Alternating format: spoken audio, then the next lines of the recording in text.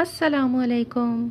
आज मैं आप लोगों के साथ बहुत ही सिंपल और easy Mayo based potato salad की रेसिपी शेयर कर रही हूँ। बनाने में बहुत ही आसान है। रेसिपी स्टार्ट करने से पहले अगर आपने अब तक मेरे चैनल को सब्सक्राइब नहीं किया है तो प्लीज़ सब्सक्राइब कर लीजिए। तो आइए शुरू करते हैं।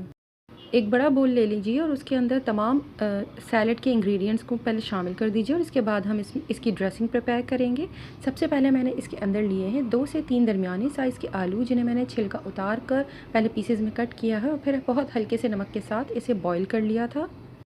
इसके लिए आप आधा कप कच्ची मैक्रोनी या अपनी पास्ता किसी भी शेप में ले सकते हैं और इसे आप बॉईल कर वो भी इसमें शामिल कर दें।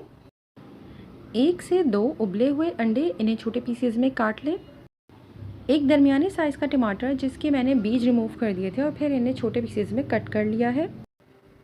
2 गाजर लेकर मैंने इन्हें छोटे पीसेस में कट किया है और इसे भी मैंने 3 से 4 मिनट के लिए बॉईल किया है।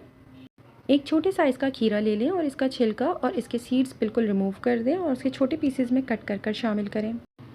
2 से 3 हरी प्याज के पत्ते बारीक चॉप कर शामिल कर दीजिए। तमाम इंग्रेडिएंट्स को पहले बहुत अच्छी तरह से मिक्स कर लें और फिर एक अलहदा बॉल में इसकी ड्रेसिंग तैयार करने के लिए मैंने लिया है आधा कप प्लेन मेयोनीज़, आधा कप टेट्रा पैक वाली क्रीम और इसकी सीजनिंग में शामिल है आधा चाय का चम्मच नमक या हस्बे ज़ायका, आधे से 1 चाय का चम्मच ब्लैक पेपर पाउडर, आप इसमें वाइट पेपर पाउडर का भी इस्तेमाल कर सकते हैं, 1 चाय का चम्मच चीनी, 2 खाने के चम्मच के बराबर सफ़ेद सिरका और 2 खाने के चम्मच के बराबर वुस्टरशायर सॉस।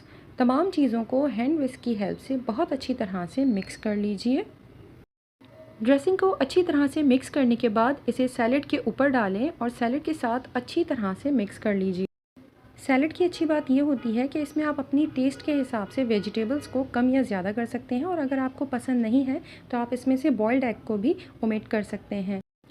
मैंने सैलड को सर्व करने के लिए प्लेट में पहले नीचे बेस पर थोड़े से सैलड लीव्स रखे हैं और इसके ऊपर मैं सारा सैलड पोर कर रही हूँ और इसे गार्निश करने के लिए आप किसी भी किस्म की वेजिटेबल्स को यूज़ कर सकते हैं। मैंने यहाँ पे कैरेट के लीव्स बनाए हैं और कैरेट से ही मैंने स्प्रिंग प्रिपेयर किया है और थोड़ी सी गार्निशिंग के लिए मैंने हरी प्याज की पत्तियों को चॉप कर ऊपर से स्प्रिंकल किया है।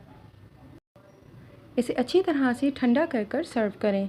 अगर आपको ये रेसिपी पसंद आए तो प्लीज़ लाइक शेयर और कमेंट कीजिए और मेरे चैनल को सब्सक्राइब करना मत भूलिएगा।